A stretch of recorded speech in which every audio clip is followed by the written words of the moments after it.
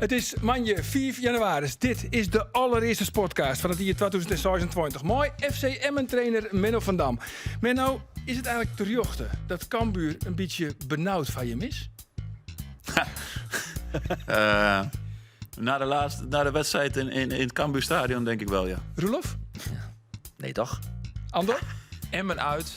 Van Cambuur altijd lastig. Ik snap dat wel. Ja. Ja, ik snap het volledig. Het is een der lastigsten van het seizoen. Goed zo. Nou, in elk geval hebben we weer een heel soort te bepraten in een grootvolle aflevering van de Sportcast.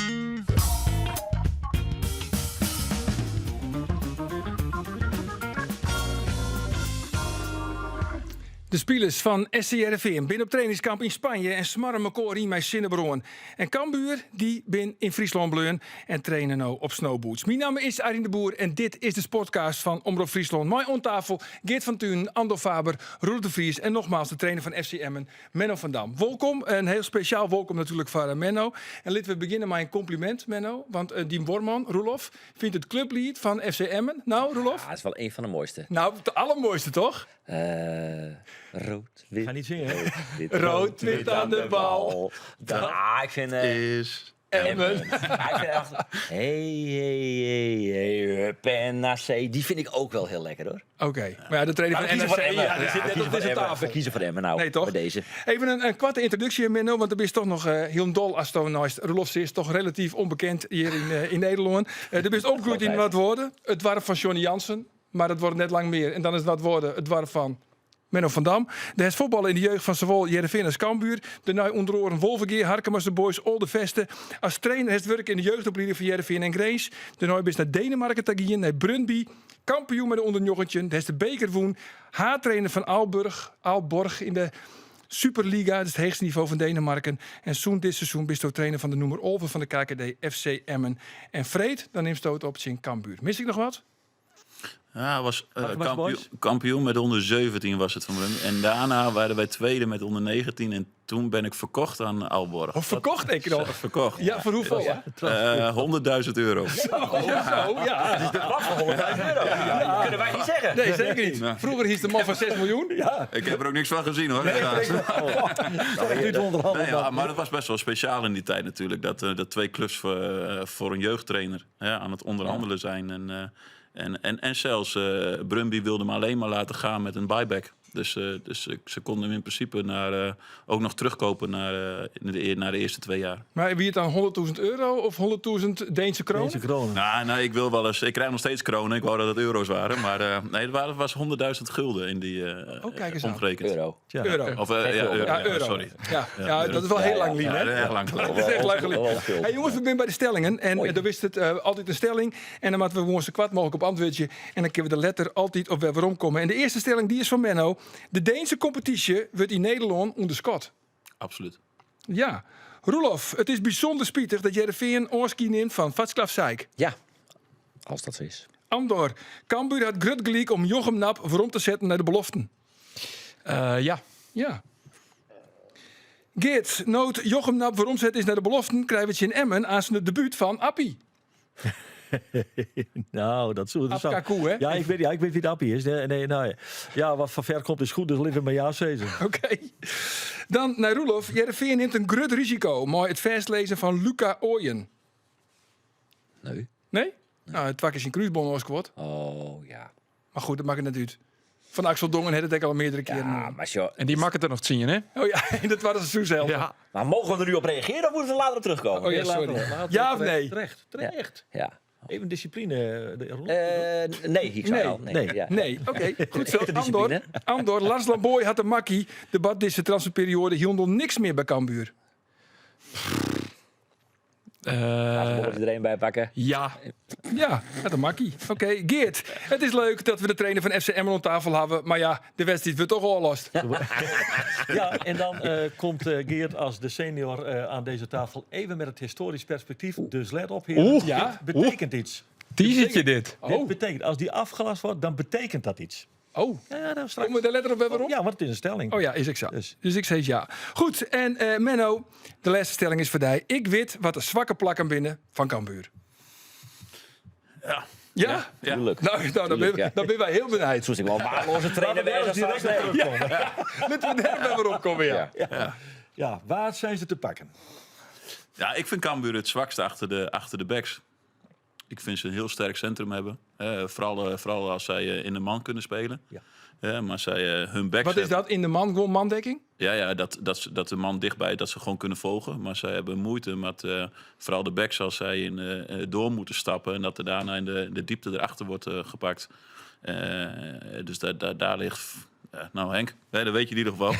Dus, maar daar vind ik dat de zwakste liggen bij de zwakte van Cambuur. En ik vind, ze willen echt 1-op-1 pressen. Dus als je even 1 keer over de eerste press heen speelt, dan ligt er wel vaak ruimte om hun in de diepte achter de laatste lijn aan te pakken. Ja, daar moet je dan kwaliteit gaan leveren. Maar zeker door een eerste druk heen spelen, als dat lukt, ja, dan zijn ze ook kwetsbaar. Ja, Kisto Henk de Jong eigenlijk? Ja, een beetje. Ja, en ik weet nog dat Henk mij vroeger een keer wilde halen, volgens mij naar VV Sneek nog in die tijd. Toen die daar, Voor hoeveel euro? 100.000 kronen. een kilo kip in de week, denk ik, was dat. Nee, en Henk die in de loop... Ja, natuurlijk, we kennen elkaar altijd wel. Je komt elkaar wel tegen. En ik heb hier natuurlijk nog een tijdje met hem gepraat. Maar groot respect voor Henk. Ja, tuurlijk. Maar van Jimso en Ekheren om deze tafel van... Ja, het is wel logisch dat Cambuur een beetje benauwd is voor FC Emmen.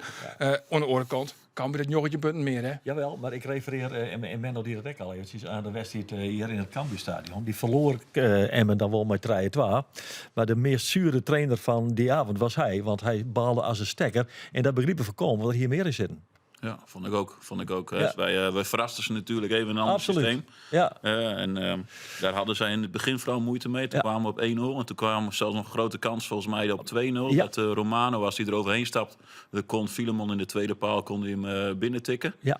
Ja, en dan kwam hij hem eigenlijk... Dit is voor Fries een compleet onbekende naam. Romano Postema. Filemon wie? Wesseling?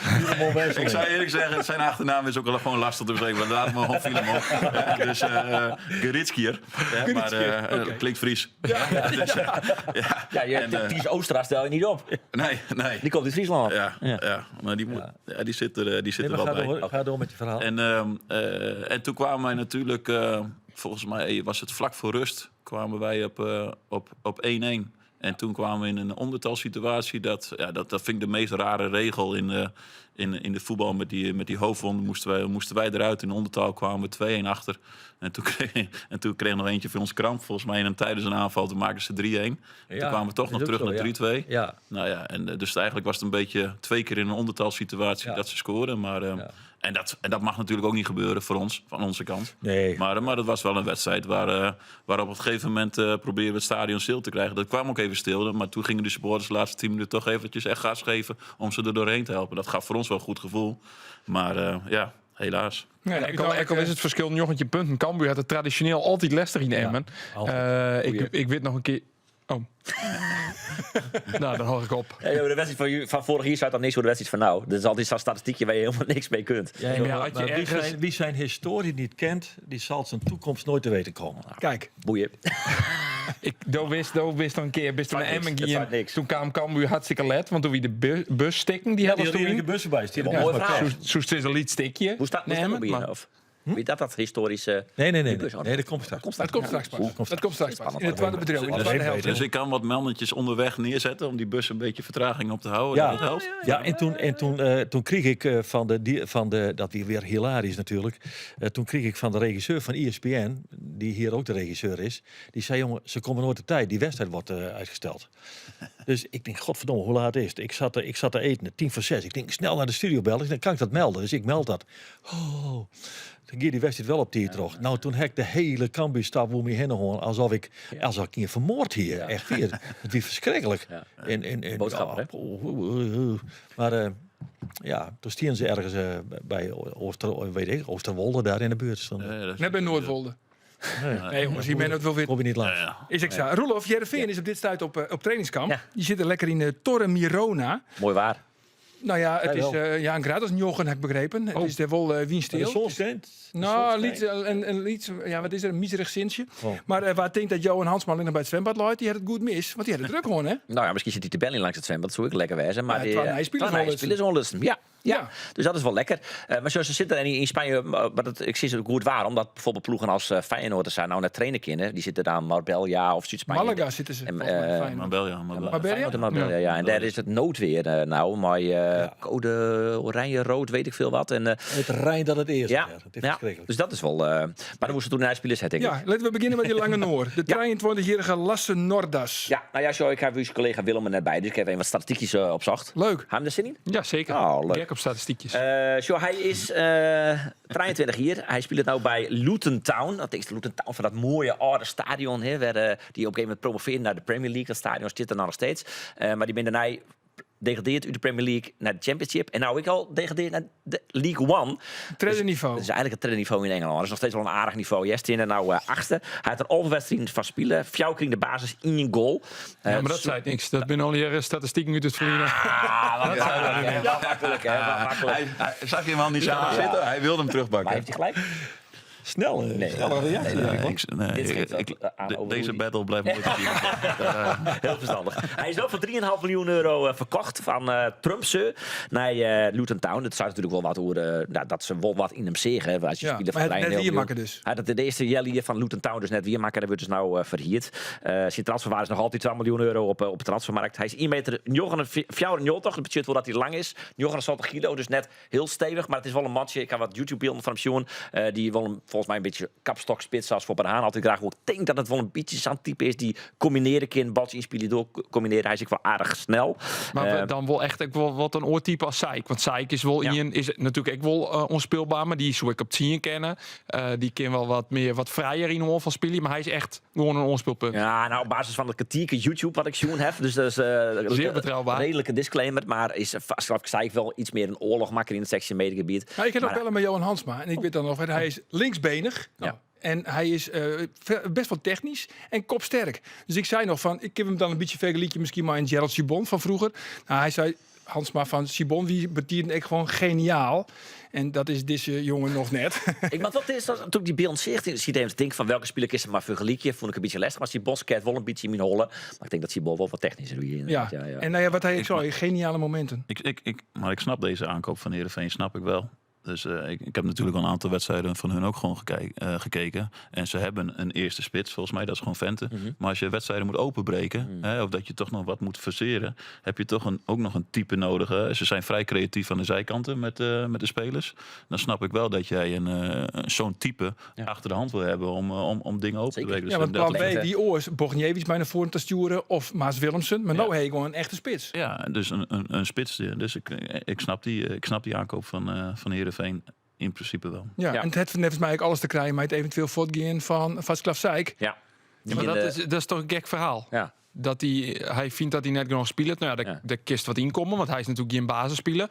Maar die jongen die is er pas krijgt. Die had geen geduld. Maar als je maar eens naar het al clubs dat hij al gewoon had. Hij golft in werd van per seizoen naar minimaal een andere club.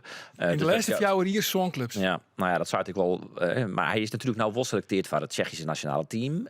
Dus hij wil de bak natuurlijk. Dus dat is wel logisch wat dat betreft. Alleen nog, ik zou wel zeggen, tuiken, zeikje, even rustig aan. Want Had hij Tsjechië krijgt- met plaats voor het WK? Dat hij misschien Nee, daarom nou... in de play-offs spelen ze nog ja. in Ierland volgens mij. En dan nog de finale. Maar ik hoop eigenlijk wel dat hij bloot. Want ik zocht het wel zitten in de Maxisse. Maar ja, goed. Als, Wat hebben we spelen? En Telefoon, jongens. hebben we telefoon? Tel- We hebben telefoon. Dit is telefoon. Zo, dat hoor Hallo, ik. met wie hebben wij het genoegen? Jullie hebben het ware genoegen met Luc Brouwers. Ja, Luc Brouwers. Zo, Vanuit zo. Spanje, in Torre Mirona. Ja, Luc, hier ligt sneeuw. Hoe zijn de omstandigheden bij jullie?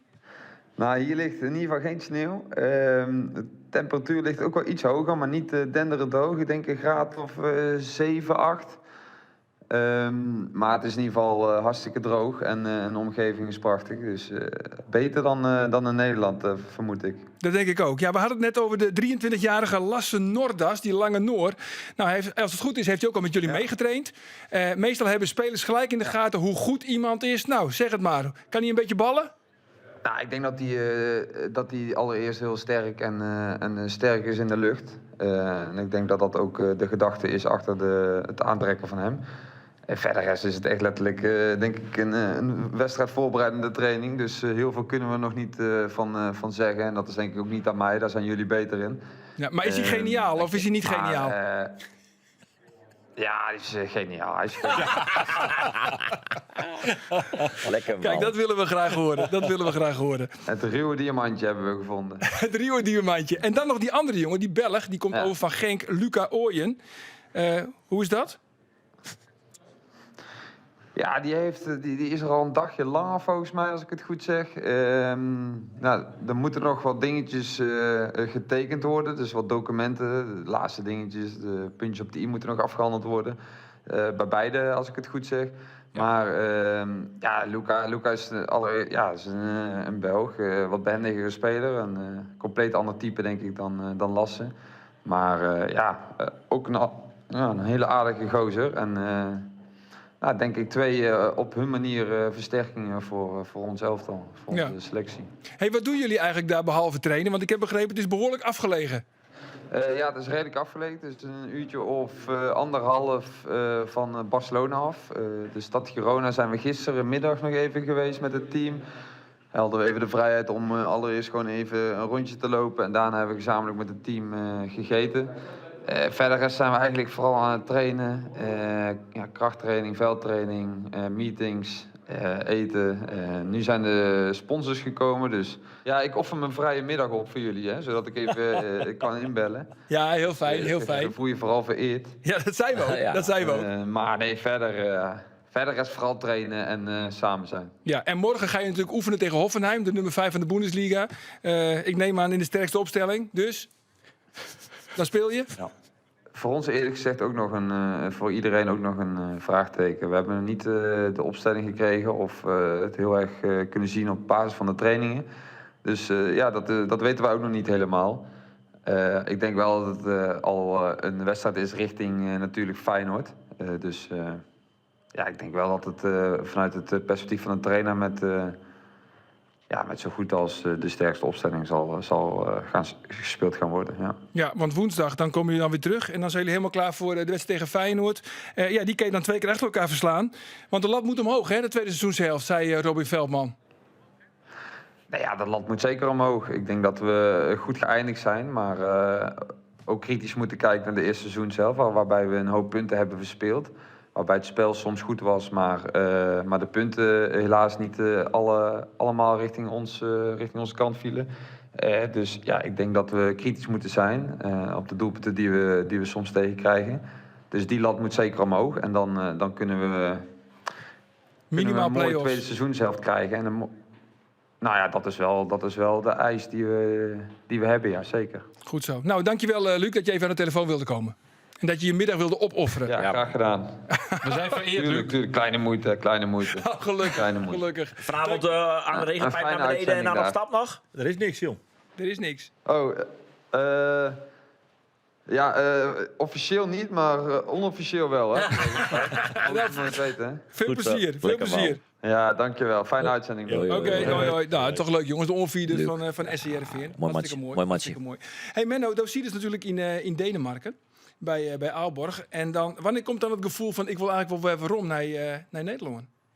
Nou, ik had eigenlijk dat gevoel helemaal niet. Ik had het eigenlijk wel heel goed naar mijn zin. Nee, je tekent ook een contract voor 4 jaar. En dan Bij Aalborg. bij Aalborg. En ook de 2 jaar in Brøndby. Brøndby heeft echt mijn hart veroverd. Dat vind ik echt een fantastische club. Het Ajax van Denemarken, toch? Ja, Zitten ze? maar die fans en die passie. En voor mij is familiegevoel heel belangrijk. Een belangrijke waarde als trainer in een team. Dat was daar enorm. Maar ja, uiteindelijk 5 wedstrijden voor het einde besloot de technisch directeur een beetje een survival van... Oké, als ik Menno eruit gooi en ik haal een nieuwe trainer binnen en we blijven erin, dan ben ik de hero. Maar dat werd de zero, want hij trapte mij eruit terwijl we nog 4 punten boven de streep stonden. En daarna een nieuwe trainer, die maakt alleen maar ruzie. Die is ontslagen, de technisch directeur is ontslagen en de club ligt op zijn kop. Ben je uiteindelijk degradeerd? Ja, en dat doet wel pijn. Want ik had het echt goed naar mijn zin. En een mooie club. En de Superliga. Ik ben ook wel echt onder de indruk van het niveau. Zeker van de topploegen van de Superliga.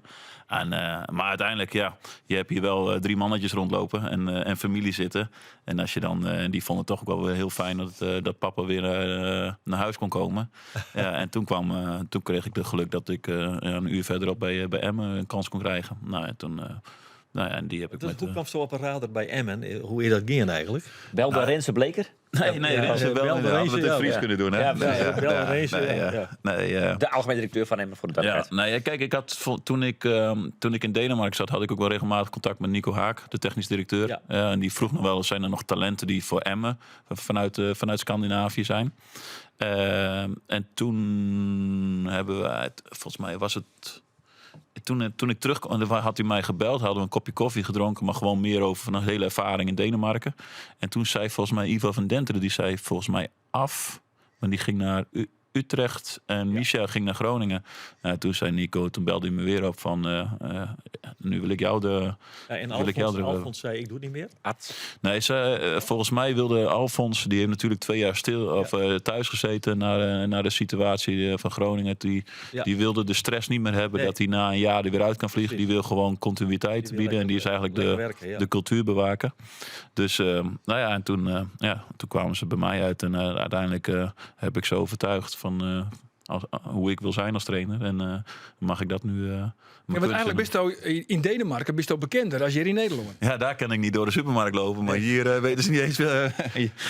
dat is, kijk, en dat is misschien ook wel ideaal. Ik ben natuurlijk, misschien in Friesland weten mensen wel wie ik ben, maar uiteindelijk moet je jezelf ook ontwikkelen als trainer. En dan, als trainer sta je altijd onder druk. Want er hebben zoveel mensen hebben een mening over je. Als ik iets verkies, we hebben altijd weer hebben een andere mening erover. En dat is ook, daar beteken je voor.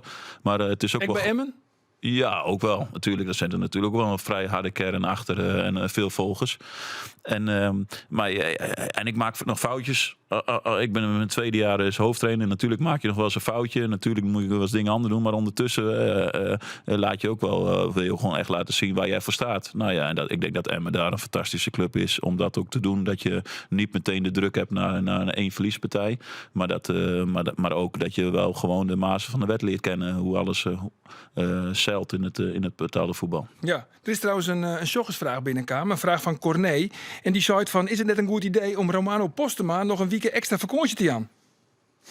Corné zit zeker achter de goal bij Cambuur, of niet? Ja, dat denk ik eigenlijk wel. Want ja, bij Section Doelpunten toch de topscorers van de KKD. Ja, nee, ik ben hartstikke wijs met Romano. Het is fantastisch, voor ons een fantastische spits natuurlijk. Maar het is ook een fantastisch ventje. En ik wil de Romano niet aandoen om hem de wedstrijd te ontnemen. Nee, want de spitspositie heeft ze bij Emmen beter van elkaar bij Cambuur.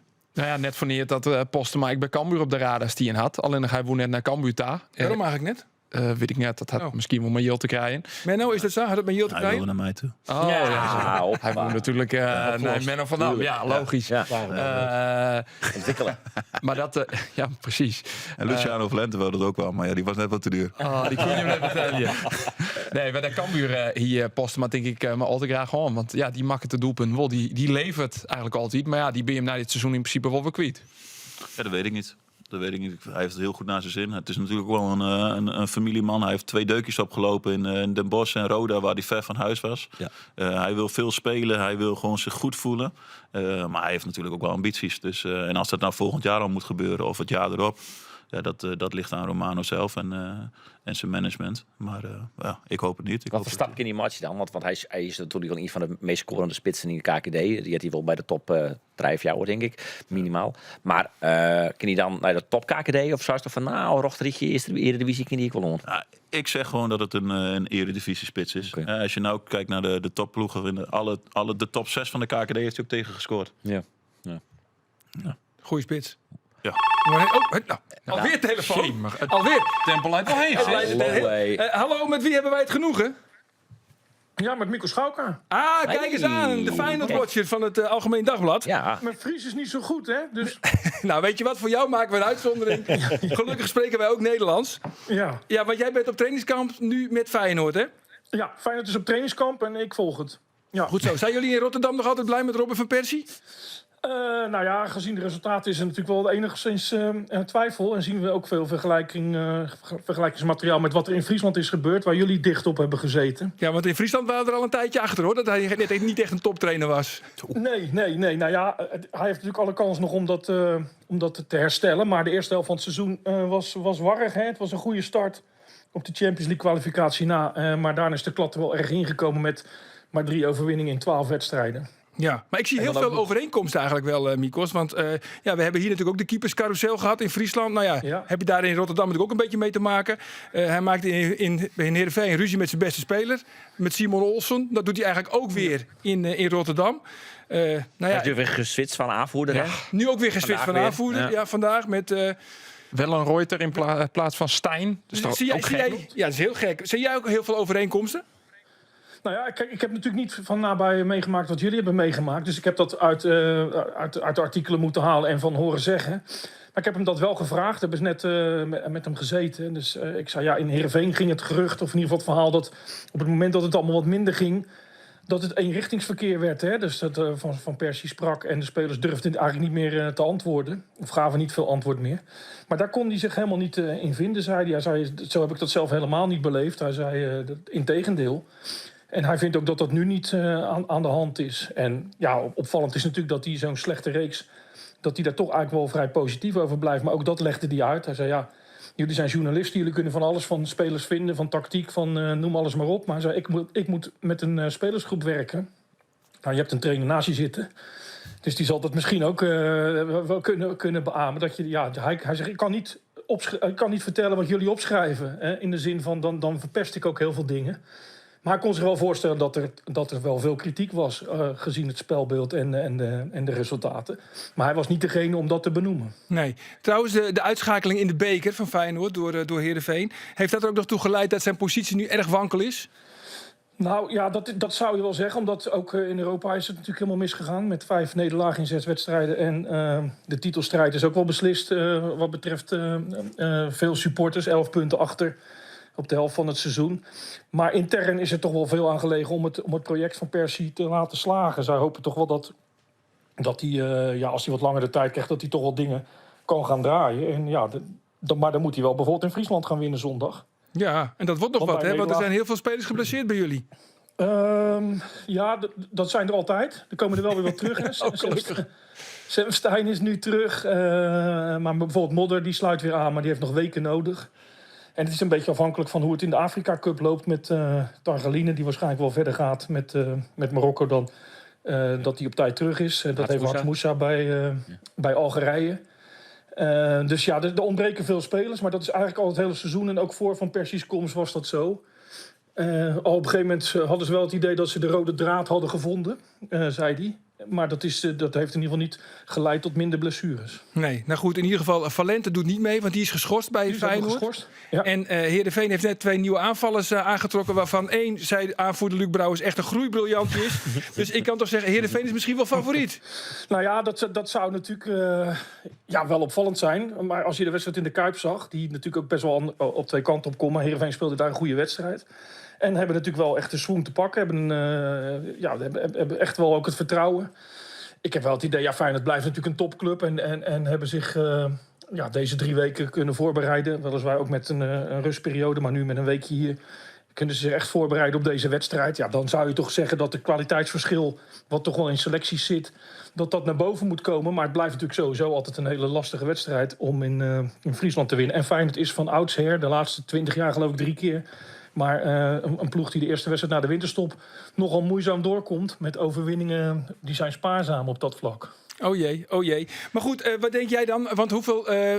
blijft hij gewoon zitten? De belangrijkste vraag is toch eerst, staat de veldverwarming in het Abel Enstra stadion al aan? Want daar hangt toch ook een hele hoop vanaf. Misschien gaat het wel helemaal niet door, hè? Misschien gaat het wel helemaal niet door. Nou ja, die vraag kan ik niet beantwoorden, maar ik hoop het wel. Want iedereen is toch wel weer toe aan een potje voetbal. Ja. Kijk, zij spelen hier ook geen oefenwedstrijd. Ze hebben gisteren binnen moeten trainen omdat het heel erg had geregend. Vandaag is het prima weer, dus we hebben ze voor het eerst buiten gezien. Dan zie ik geen ploeg met spelers die met een tong op hun schoenen lopen of boos of chagrijnig zijn. Dus ze hebben natuurlijk die periode die ze niet gespeeld is, hebben ze een beetje benut om weer een beetje op te laden, om toch wel een beetje positief te zijn. Of dat dan zondag tot een resultaat leidt, Dat is de vraag, maar het moet wel. Want Ajax speelt tegen Telstar. Ervan uitgaande dat ze die wedstrijd winnen... dan zou het gat bij een nederlaag van Feyenoord... nog maar 2 punten kunnen zijn om plek 2. Terwijl we een paar weken geleden dachten... dat er helemaal nooit een strijd om plek 2 zou zijn. Hey, maar Mikos, Roelof hier, stel nou dat ze verliezen zondag tegen de Heerenveen. Hoe groot acht jij de kans dat het dan afgelopen is voor Van Persie? Ja, klein. Ja, nog steeds, en de resultaten zouden daar wel eventueel aanleiding toe kunnen geven. Maar wat ik zei, ja, intern hebben ze toch wel de hoop... dat het clubicoon dat hij zich er bovenop knokt met zijn ploeg. En dat het goed komt. En dat heeft met allerlei factoren te maken. Maar ook met het feit dat Prieske vorig jaar in februari sneuvelde. Die lag er al uit na zoveel slechte resultaten. Dus heeft het dan toch met de naam van Persie te maken? Dat hij wel... dat zorgt wel voor meer krediet. Ja. En ik moet ook zeggen, vanmiddag geeft hij weer een interview. Ja, dan denk je ook wel weer... het is natuurlijk wel iemand die dat heel makkelijk... die op een charmante manier allemaal kan weerleggen. Hij zat in die modus. Hè. Hij heeft ook wel eens de andere modus. Die kennen als journalisten natuurlijk allemaal. Maar hij wordt ook niet boos om kritiek. En eigenlijk is het ook wel jammer als zo'n grote speler het niet zou redden als trainer. Ik vroeg hem bijvoorbeeld Van Basten werd ooit pannenkoek genoemd... door iemand die misschien, laten we zeggen, een frietkraam schoonmaakt, hè, met alle respect. Hè. Die kleineerde de carrière van Basten met 1 woord, hè, pannenkoek. Ja. Ik zei, het is ook een beetje zonde als jij die kant op gaat. Maar hij zei, Van Basten interesseert het niks en het interesseert mij ook niks. Dus hij zei, ik ben blij met wat ik doe. Ik heb een goede carrière gehad als speler, maar dat is voorbij en ik wil nu als trainer verder komen. Nou, dan zal ik niet alle beslissingen die ik neem zullen meteen goed zijn, maar veel wel. En hij zegt, ik denk dat we ons er weer bovenop knokken. We hebben goede spelers, goede selectie en we zijn nu echt bezig met focus op Heerenveen. En dan kijken we pas weer verder naar een beetje trainerstaal. Wij denken van niet. Maar ik ben ook benieuwd, ja. Het is natuurlijk in de Kuip, was natuurlijk een bekerwedstrijd, een alles-of-niets wedstrijd. Wat ik zei, er kan natuurlijk 2 kanten opvallen. Maar het was ook niet zo dat Heerenveen daar volkomen onverdiend won. Maar het zal ongetwijfeld spannend worden zondag. Zeker, we gaan het afwachten. Dankjewel Mikos dat je even in de uitzending wilde zijn. Super, oké. Hoi. Hij schudde ook een beetje met je hoofd. Hè? Op het moment dat hij over Van Persie begon en zijn periode bij Heerenveen. Jij hebt natuurlijk altijd nog wel contact met mensen bij Heerenveen. Maar heb je ook al meegekregen dat het een chaos was? Ja, maar je krijgt dingen mee. En ik vind het niet chic van mij als hoofdtrainer om wat over andere hoofdtrainers te zeggen. Ik kan alleen maar zeggen van... Hij gaat vanuit Heerenveen naar Feyenoord. En daar zijn de krachtenvelden natuurlijk alweer heel anders. En als hoofdtrainer, wat ik net al zei, in Emmen hebben we misschien een klein groepje, ook al een aantal mensen die hebben altijd al een mening over wat je doet. Maar ik heb wel respect voor hoe hij zich altijd wel blijft presenteren. Want je krijgt natuurlijk altijd hele negatieve vragen die hij moet antwoorden. En heel veel.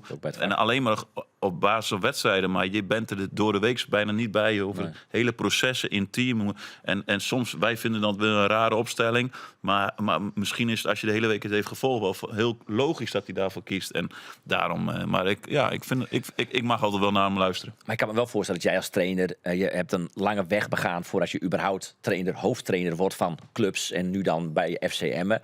Hij wordt binnen no time eigenlijk trainer van Feyenoord 1. Ik kan me ook wel voorstellen dat je dat als trainer ook wel eens irriteert. Dat je denkt van maar een trainer is veel meer dan verstand hebben van voetbal omdat je zelf gevoetbald hebt. Het is ook pedagogiek. Het is ook dat soort dingen allemaal. Ik denk dat het moeilijkste is voor spelers die inkomen.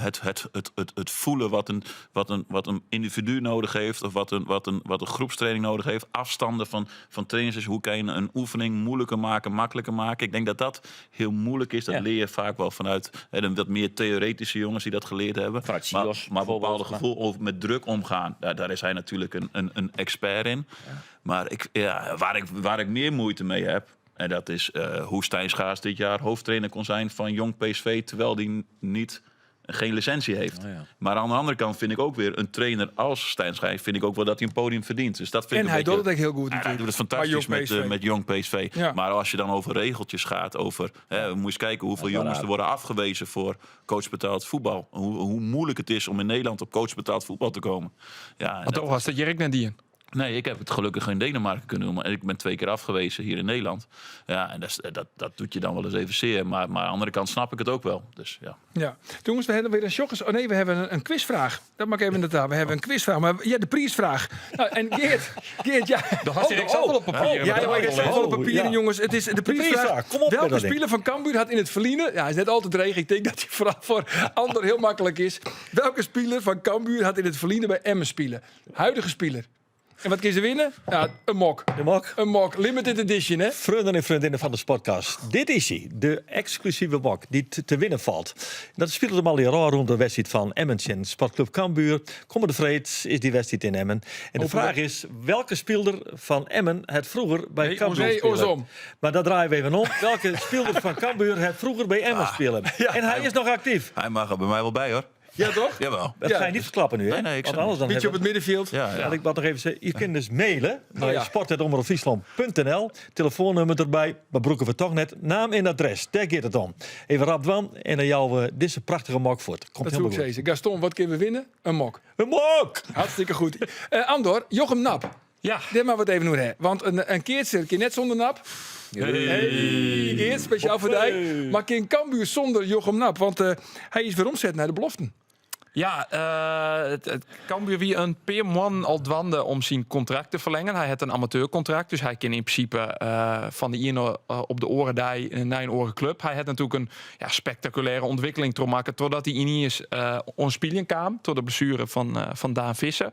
En die onderhandeling die Jeroen Stroef, die beide partijen kwamen net bij elkaar. De eerste van het kamp van Jochem Nap zoenen te heeg wezen, zoenen te gortig wezen voor Cambuur. Dat zei het Lars Lamboy. Dat zei het kamp Cambuur, om het samen te zeggen. Het schijnt dat de zaakwaarnemer van Nap al je clausules erin had woer, werd ze bij Cambuur net onvoldwaan wonen. Ze binnen net uitkwam en toen had Henk de Jong zijn, of toen had de club eigenlijk zijn, Cambuur, van ja, een speler die het van het ene op de orendij naar een orenclub kin. Waarvan de zaakwaarnemer excite, er is interesse voor hem. Ik kan hem samen naar een orenclub brengen.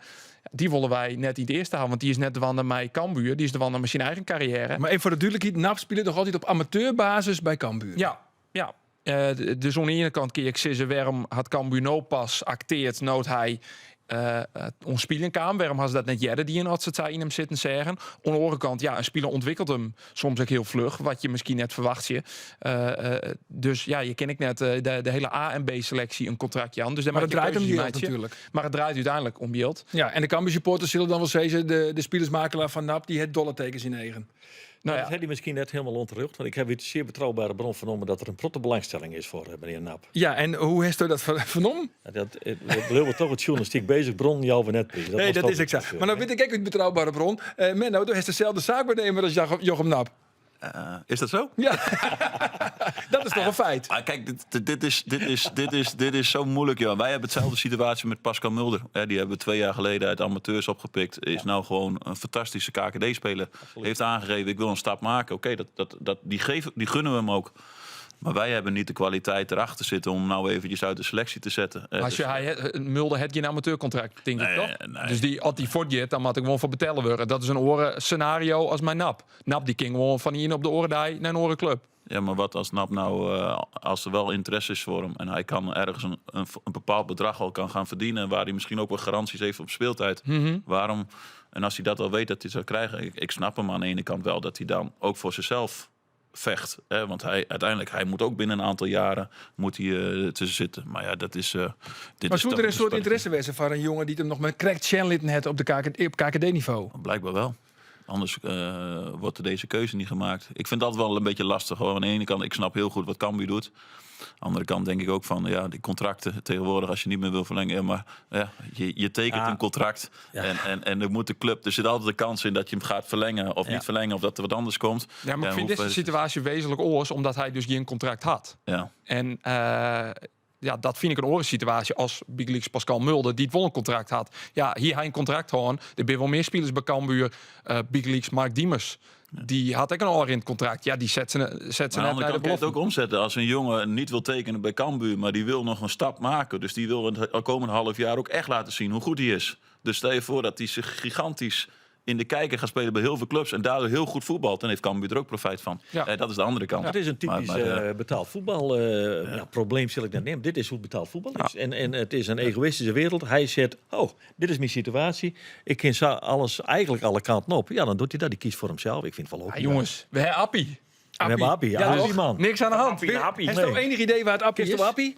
Hij komt van Frankrijk, toch? Ja, zeker. Ja, Ik ik moet zeggen, Ferras komt er toch ook vandaan? Ferra, ja. Dat vind ik wel echt een mooie voetballer om te zien. Hoor. Ja. God. En dan kijken wij vanuit het stadion, maar moet je eens nagaan. Hij stond bij mij, stond hij 2 meter van mij. Ja. Zijn acceleratie, de eerste meters, fantastisch. Joh. Die beweging die hij Ja. maakt, hè? Ja. Die voorbeweging. En Ah, dan niet eromheen. En, Niet normaal. Ik weet nog, wij hadden toen Gijs Bolleke erop zitten. En ik zei, Gijs, raak hem maar. Eerste duel, raak hem maar. Maar hij wilde hem raken en ging de bal tussen zijn stokken door. Ja, maar... Jammer Gijs. Jammer Gijs, maar daarna deed hij het netjes. Maar dit zijn wel echt... hier geniet je van om naar te smaakmakers. kijken. Ja, heerlijk. Luc Brouwers, hoe zei ze, een groeibriljantje. Ja. Wat is Luc dan eigenlijk? Een gearriveerde verdette. Ja, Ja, gearriveerde verdette. Ja. Zeker, zeker. Hij levert altijd. Ja, zeker. Bij die presentatie, Menno, heeft er zo van, ik wil het publiek vermoeien, maar onttrekkelijk voetbal. Wordt het Vreet en ik een hele onttrekkelijke wedstrijd of wordt het gewoon oorlost? Nou, kijk, Emmen is geen Friesland. Hè, dus ik weet niet hoeveel jullie volgen. Maar ik denk dat op dit moment de thuiswedstrijden van Emmen sowieso niet saai zijn geweest. Er gebeurt altijd wel wat. Dus daar staan we ook voor. We willen het publiek vermaken daar. En, Menno over de plak. Dat is toch net Des Emmens? Het is te wisselvallig, Menno. En het is ook niet altijd terecht dat je een wedstrijd verliest of net verder komt als een gelijk spul. Want ik zit er daar vreten jongens naar dat De Emmen-watcher zit hier op Ik de zit naar dat skekelprogramma te zien. Ik weet niet welke... Of in Emmen had zo'n jongen. Nee, Nee, want je zal altijd in de switch voorbij komen. Ja, En dan schakelen we weer. Dan gebeurt er iets. Hè? Ja. Al je kansen voor hem. En al, heel vaak komt er een kans. Maar hij gaat er nooit in. Nee. Dat is echt dramatisch. Ga niet kapot, Menno. Dat je tegen jong Ajax had wel 7-1 wezen moet nog steeds. Ja. Dat. Ja. Als je naar de data-statistieken kijkt, jouw vriend, staan wij gewoon op de 2e, 3e plek in de KKD. Op basis van expected points en expected goals. Ja, absoluut. En alleen we hebben een paar keer pech gehad. Maar ik moet ook eerlijk zeggen dat wij... jij gaf met 2 kruisbandblessures, gaf je net aan. Wij hebben natuurlijk heel veel kruisbandblessures dit jaar echt voor de kiezer gekregen. En waarvan ook nog echt de beste spelers.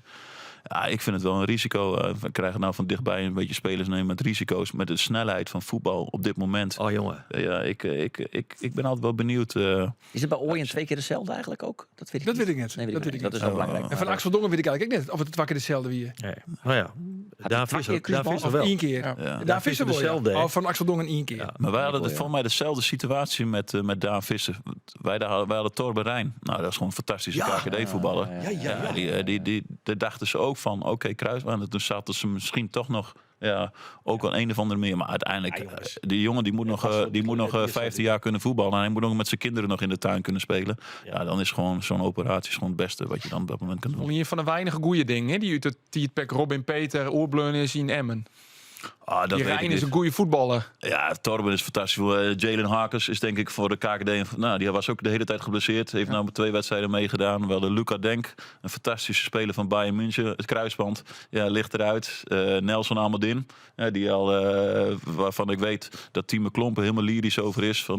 Die heeft maar 5 wedstrijden gespeeld aan zijn smaak maken. Ook geblesseerd. Ja, voor een club als Emmen, met het budget wat wij hebben... en de spelersgroep waar wij het moeten doen... is dat gewoon echt een mega impact. Nou ja, en dan voor enige voordeel van ons dat er nou heel veel jonge jongens waarvan we eigenlijk langzaam willen brengen nu er moesten staan. Dus ik denk op een uur worden we in de breedte beter. Maar dat doet wel pijn. En dat ook als trainer. Ja, Maar Geert, we zijn te kritisch West. Deze omstandigheden, Nee, maar dat over de plak, nou kunnen we dat wel Nee, maar meer. wacht even. Ik heb het al op de plak net neemt. Ik Nee, heb dat zijn weet ik. dat zij geregeld dat ik een agent denk, ik krijg te min. Dus zo kritisch ben ik er net op. Ik vind het wel een aardig iets om nooit te zien. Maar de belangrijkste vraag toch eigenlijk, jongens, die gewoon oranje steen bloot. Ja. Ja, stiert die veldverwarming gewoon. Oh. In stadion de Meerdijk. Aan de nieuwe Meerdijk wel, denk ik. Maar die staat aan de oude hier. Meerdijk, Volgens mij is het heel angersloos zonder stroom op dit moment. Dus nee, joh, wij hebben, daarom willen we ook zo graag een nieuw stadion. Wij willen ook daar naartoe. En tegenwoordig, het kost een hoop hoor. Er is geen veldwarming, bedoel je? Nee. Oké, maar gaat het dan wel terug? Of leidt er nou een paar knieën? Ja, ze zeggen onder het sneeuw, daar vriest het niet. Hè? Nee.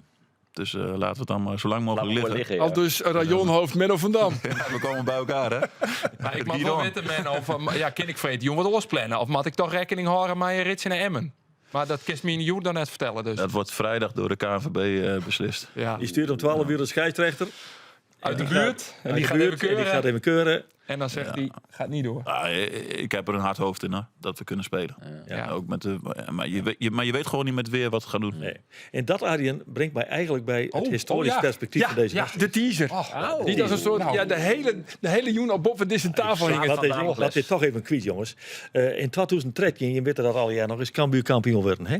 Daar speelt natuurlijk de huidige trainer van Emmen, assistent, of wat hij ook maar is, Alfons Arts, een rol in. Want die werden er eigenlijk uitzet. Ja. Henk de Jong nam over, begon met een verliespartij tegen Almere en won vervolgens alles. Cruciaal in die wedstrijden weer de wedstrijden tegen Emmen. Om een haverklap oorlast vanwege dit waar wat we nou hebben. Het ging me net terug. En dan werd het weer oorlast. En het kwam hier op del dat Cambuur en Emmen spelen 2 weken achter elkaar chillelkoor. 1 keer in Emmen, 1 keer in Ljouwert. En Cambuur won beide wedstrijden. Dus als dat nou in perspectief zet en dat wat er op dit moment de situatie van Cambuur is, dit kon weer eens. Dit is best zo'n wedstrijd die het cruciaal is. Dus wint Cambuur van Emmen, dan worden ze minimaal 12e. Maar dat vind ik net een hele gedurfde uitspraak.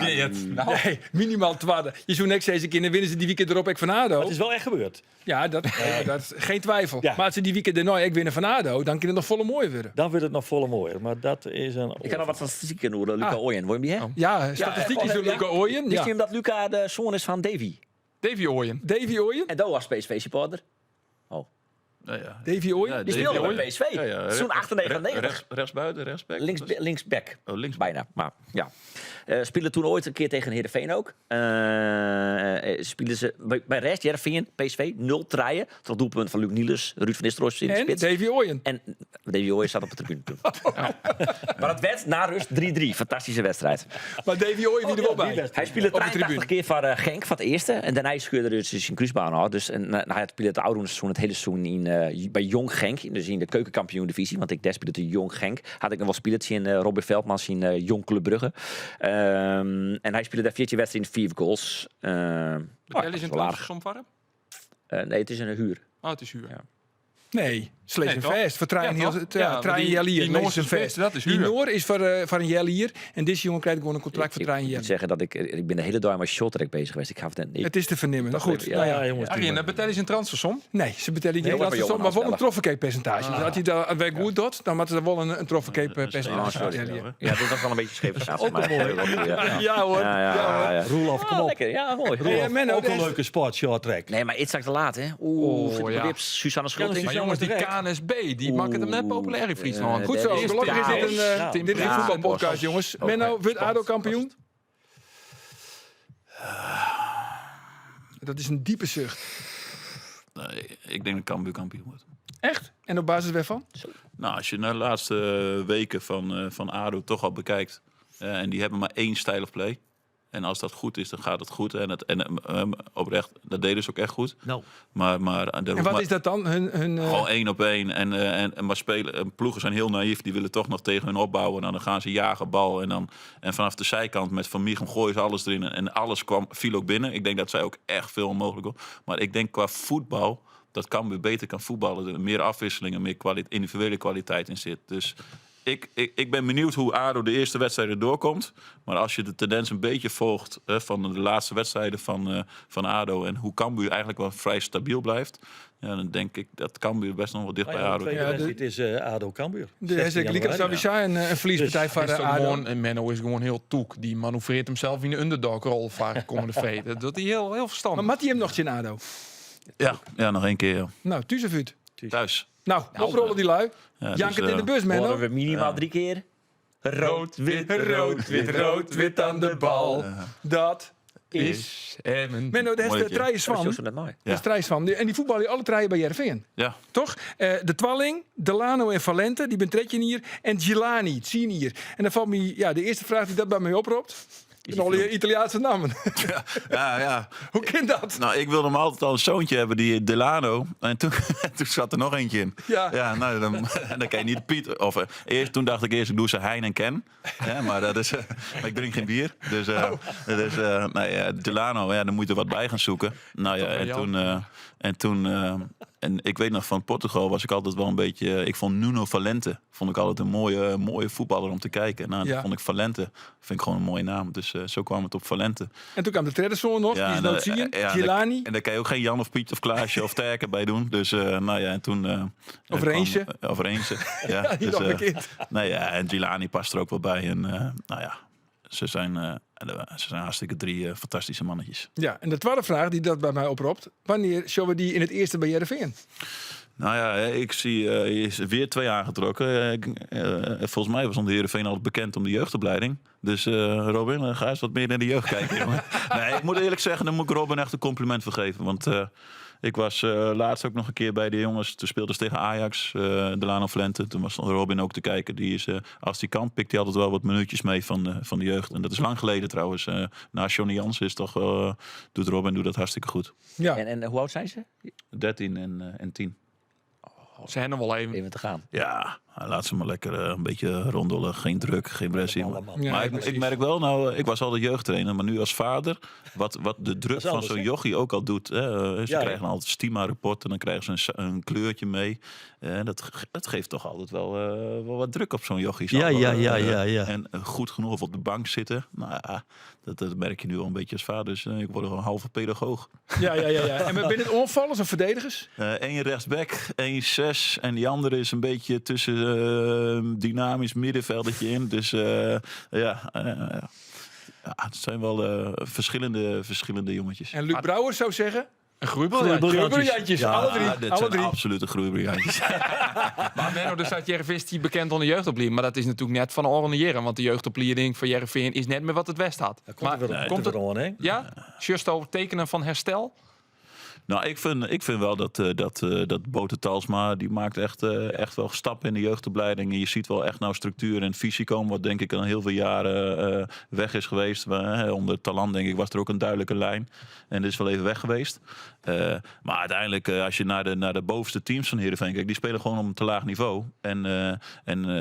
Mijn ervaring ook, de onder 21 competitie, vind ik echt een competitie voor niks. Helemaal niet voor eredivisieclubs. Want die spelers zitten of op de bank bij de eerste elftal, of die moeten de voorbereiding, training meedoen. Of die mogen maar 60 of 30 of 45 minuten spelen, bij wijze van. En bij Heerenveen, dat spelen net niet eens op het hoogste niveau, ook wel onder 21. Daarom. En je ziet nou toch ook wel een beetje een Heerenveen. Er zit toch al wel voor mij een bepaalde druk om bij die play-offs te komen. Dus die investeren liever in spelers waarvan ze weten dat ze de competitie aan kunnen. Dan, kijk, bewijs van mijn vraag zou zijn. Ik werk wel heel veel met jeugd. Ja, en ik voor mij laatst bij Aalborg 6 debutanten vanuit de jeugd. En nu volgens mij zit ik al op 5 of 6 of 7. Mijn vraag zou zijn, die Zacharitas, zeg ik het goed? Ja, zeker. Linksback. Zou Robin Bouw het echt minder doen als Zacharitas? Ja. Ja? Maar Robin Bouw na 15 wedstrijden, na een half jaar, Nee, zou hij ja. het echt minder doen? Nou, dat zijn mijn vragen dan van, oké, wat is dan... geef zo'n jongen de kans, zou ik zeggen. Gooi hem gewoon op. Zacharitis is een veel scorende linksback. Ja, laatste wedstrijd wel, hè? Ik Een zie diepgang. Maar binnen net jongens die je misschien hier kennen. Die het bij Heerenveen krijgt. Nou ja, Gurbus zit er te dichtbij, Ja, maar ze is maar kijkt onder. Maar dat vind ik wel een interessante speler voor ons. Maar ik wil aan de andere kant, wil ik er ook een beetje vanaf dat spelers die niet goed genoeg zijn in Heerenveen dan maar even denken, dan kan ik wel naar Emmen toe. Ik vind dat wij ook wel een bepaalde waarde, maar we zijn gewoon van Emmen, van de KKD zijn we best een grote club. Hè? Wij zijn wel een die het stadion bijna altijd vol hebben. En dat vind ik best wel, daar mag je best wel wat voor doen om bij Emmen te komen spelen. Ja. En dus natuurlijk, we houden dat soort spelers wel in de gaten. Maar aan de andere kant vind ik ook wel dat je Emmen wel een bepaalde waarde neer mag zetten. Ja, want Thies Oostra noemde ik net, maar Nuno Meter speelt ook bij jullie. Maar die speelt wel geregeld, maar ook niet altijd. Nee. Nou ja, maar als je die nog weer spelen? afweegt naar Torben Rijn, wat we hebben, Rodney Cogolo, we hebben Adam Claridge, die heb ik vanuit Brumby gehaald. Dat is ook gewoon 3 groeien, maar ook wel ervaring. Dus ja. mooie spelletjes altijd als trainer. Ja. Zo is het. Nou goed, in elk geval vonden we het bijzonder leuk dat je te gast wiedest. Maar goed, we moeten nog wel de overdenkingen van. En dan moeten we een keuze maken en we komen er net op waarom. En de eerste is dan voor Andor. Andor, Romano Postuma Ja. of de spits van Cambuur, waar dat dan ook maar is. Van de Sander. Dat is een makje natuurlijk. Dat is Romano Postema. Romano Postuma, oké. Roelof, Václav Zeik of Lasse Nordas. Ja, Noordas. Natuurlijk, waar van de dag. Geert, Nappi of Appie? Appie, jongen, we gaan voor Appie. We gaan voor vol voor Appie. Ja, Appie. En de laatste is dan voor Menno. Menno, de heeft Trijben. Waar komen die nou liever? Bij Stadion de Meerdijk of bij de Bistentuin Wildlands? Zo. Ik ben zelf nog nooit in Wildlands geweest. Ja. Dus het is voor hun wel lastig. Want ze moeten op tijd op bed op vrijdag. Als ze zaterdags moeten voetballen. Dan kunnen ze beter naar Wildlands. Ja, maar wanneer het kan. En daar kan ik toch even gebruik van maken. Ja, om nou eventjes van mijn... ze zijn zelfs 2 van mijn kinderen. Samen met mijn vader zijn een keer naar Weilen gereden op 1 dag. En mijn oom. Om mij Aalborg tegen Weilen te zien en weer terug te rijden. Dus het zijn wel echte liefhebbers. Als ze het stadion in kunnen, dan zijn ze er. Ah, fantastisch. En Aalborg gewonnen? Toen? 2-2. 2-2. Nou, doelpunt, spektakeltje. Ja, dat is... maar mijn team is altijd wel in de handen, maar ook te veel aan de andere kant. Dus daar moeten we wat aan doen. Nou ja, laten we daarop hopen komende vreed. Altijd al je trok hier. Dat we daar vooral op hopen. Een heel soort succes komende vreedje in Cambuur. Tiegedank. Ja, en je merkt al je tiegetank. Na je weekend dan ben we er vanzelfs weer. Graag ontdank. Dag.